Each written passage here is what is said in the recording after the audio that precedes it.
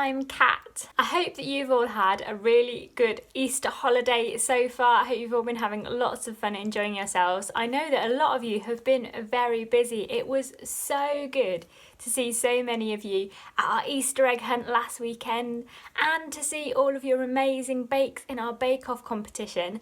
And lots of you have been busy this week sending in pictures of your Easter gardens for our April challenge last week. So if you've sent in a picture of an Easter garden to me this week, then you could be winning this super exciting tie-dye kit where you can decorate and make your very own tie-dye bag. So if you'd like to get your name into our prize bag to be in with a chance of winning that, if you've got it in already and you want your name to go in again to boost your chances, or if you've not got your name in yet and you think, I want my name in the prize bag, then why not have a go at learning our April memory verse? In a second, it is going to come up on the screen, but gradually some of the words are going to disappear. So see if you can learn it. See if you can say it even as the words are missing. Let's have a go now.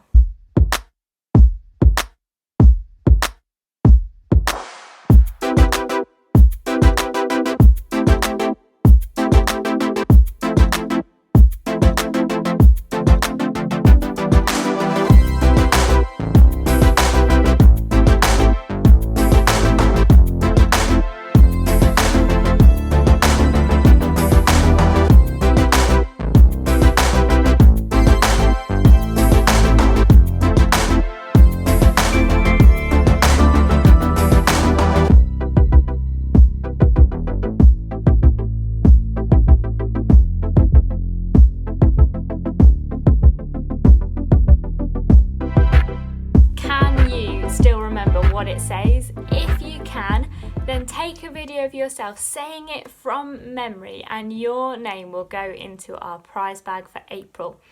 Now though, let's take a look at this week's video.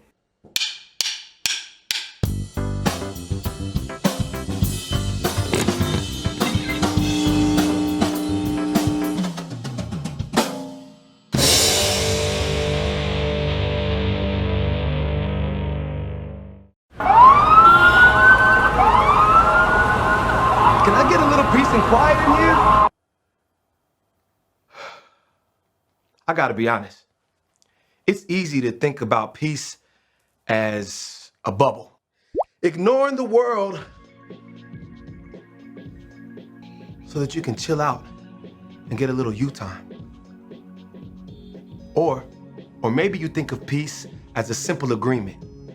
You do your thing, I do mine. Then we don't have to worry about each other's problems or the ways we're different from each other. Or you might see peace as a big, grand thing. General, this treaty officially ends all wars. But true peace doesn't look like any of that. True peace is messy. It takes hard work and creativity. It says, how can I listen to you first before I speak? It says, how can I learn what it's like to walk in your shoes before I try to fix it? How can we get creative to find a way through? See, when you do the hard work of making peace, others can see God at work in you. That's why making peace is an amazing way to worship God with your life. Because worship, it's about more than just singing loud. It's all about living loud.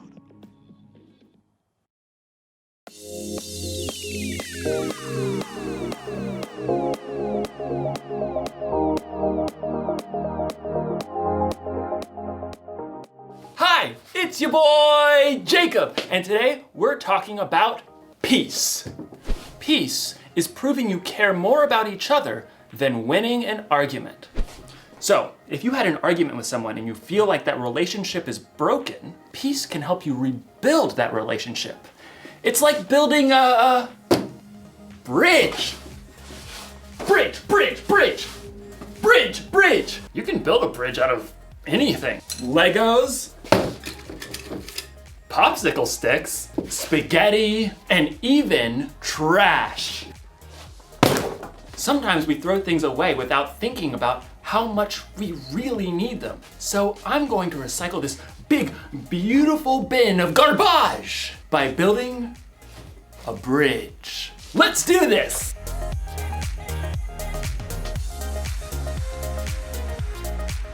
It's alive! Now we just need some glue. Glue. Oh! Glue stick. That should work, right? Everything you build needs the right kind of glue to hold it all together. Without the right kind of glue, everything can kind of fall apart.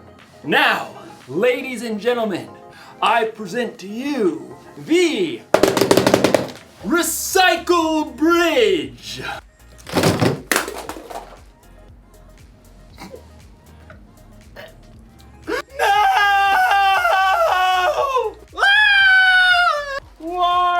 You see, it's hard to make things stick together when you don't have the right kind of glue.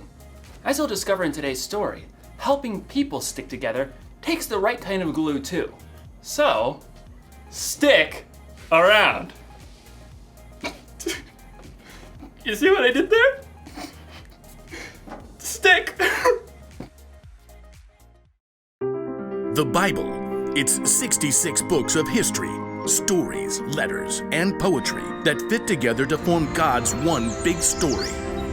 The epic adventure of how He created us and loves us so much that He made a way to rescue us. As we travel through the Bible, from Genesis to Revelation, we discover people who met God and found their lives changed forever.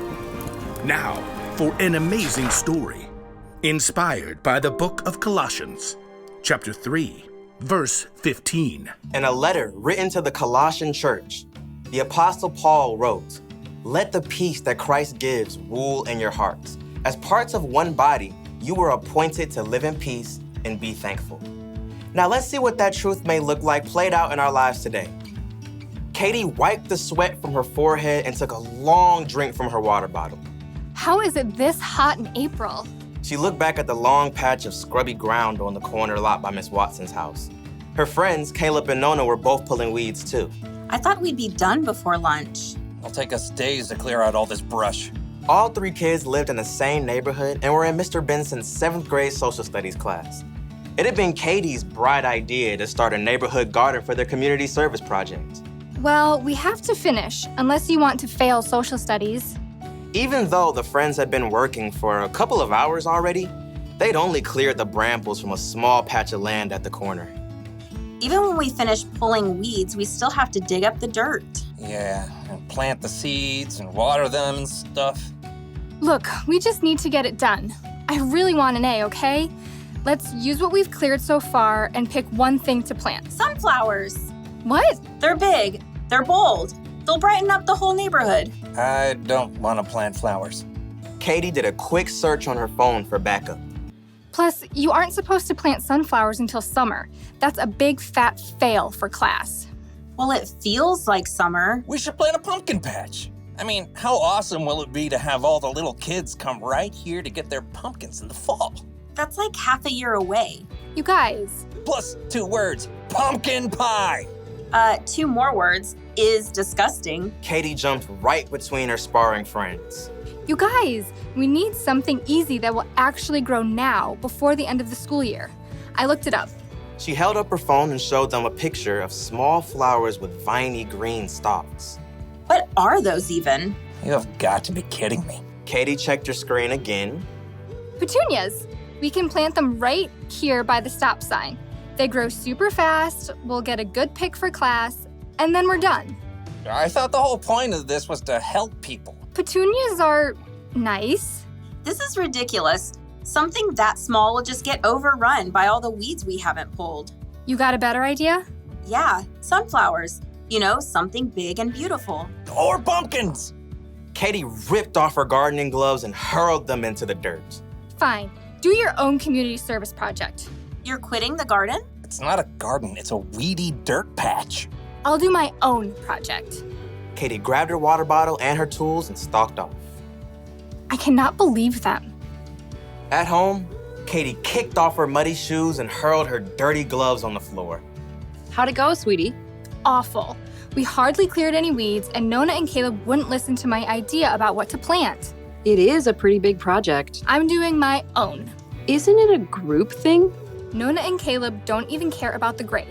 They want to do all this stuff with pumpkins and sunflowers and stuff we'll never even finish. I get it. It's a lot easier to keep it small, but it's up to you whether you want to hold on to being angry or go make this right with your friends. They started it. Look, God designed you to be at peace on the inside, peace with Him and with others. Okay, yeah, I don't know where to start.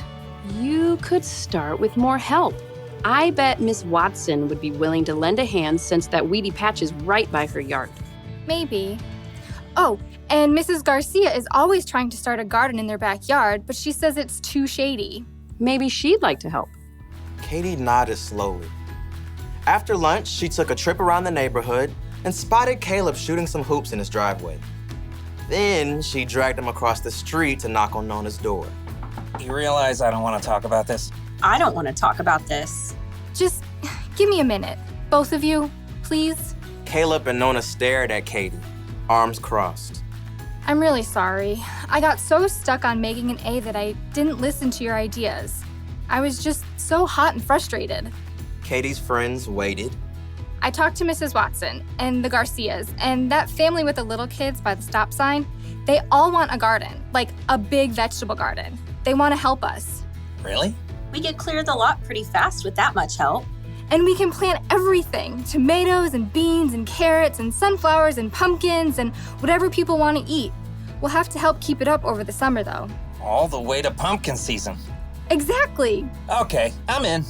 Caleb gave Katie a high five. Then they both turned to Nona. She hesitated. Okay, sure. But you're not gonna get me to eat pumpkin pie, because sweet potato is way better. Deal. The Garcias can help out tomorrow afternoon, so we can get back to it then. Katie headed home, relieved that she was on good terms with her friends again and at peace on the inside. She was living out the truth of Paul's words. Let the peace that Christ gives rule in your hearts. As parts of one body, you are appointed to live in peace and be thankful.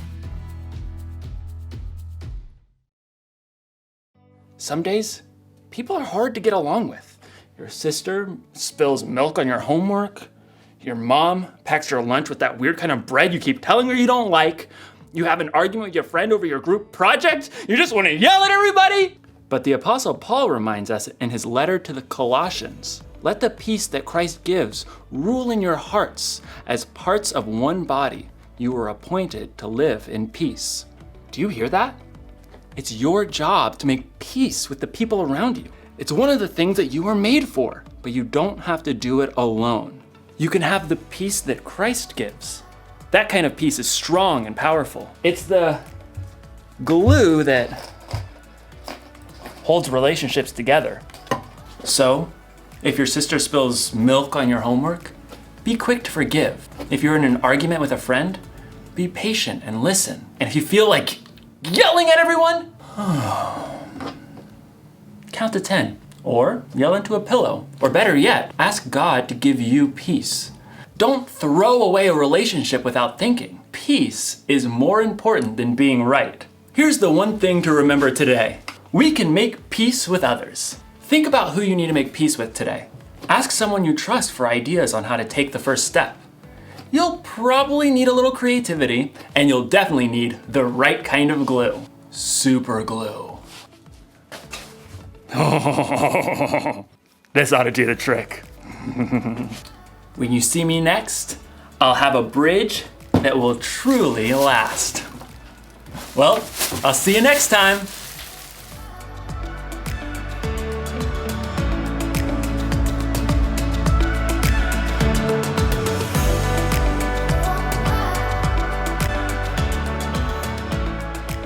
So today we learned that we can worship God by living in peace with others. But peace can sometimes feel a little bit hard to achieve if the people we're trying to live in peace with have different opinions from us, or if they like to work in a different way to the way that we like to work. but we were reminded in our Bible verse today that we are all part of one body. And if we think about a body, all the different parts, well, they're different, aren't they? But it's so important that they work together. Each part of our body has a different, unique role to play, and each one is important. We need them all working together to do our very best. So for your challenge this week, I have got a game for you to play that will hopefully remind you just how important all the different parts of the body are and how important it is that they work together. So for your challenge, you're gonna need maybe a grown-up or a brother or sister to help to set you some challenges. Some examples of challenges could be to make a sandwich. They could be to score a goal, or perhaps simply to put your shoes on. The other thing you're going to need to do for your game is to make a spinner, just like this one. To make your spinner, cut out a circle of cardboard and then divide the circle into sections. Label the sections like this: right leg, right arm, left arm, eyes, and combo. And then ask an adult to help you poke a pencil through the middle to make your spinner. To play the game, spin the spinner and see what segment lands on the floor or on the table. If it says right arm, you must complete your challenge without using your right arm. If it says left leg, you must complete your challenge without standing on your left leg, so you might have to hop. If it says eyes, then you have to close your eyes or put a blindfold on and then attempt your challenge. And if it says combo, then the grown-up or perhaps your brother or sister gets to choose a combination of body parts that you can't use for your challenge. So you might have to do it just with one arm and blindfolded. See how you get on completing your challenges without the different parts of your body.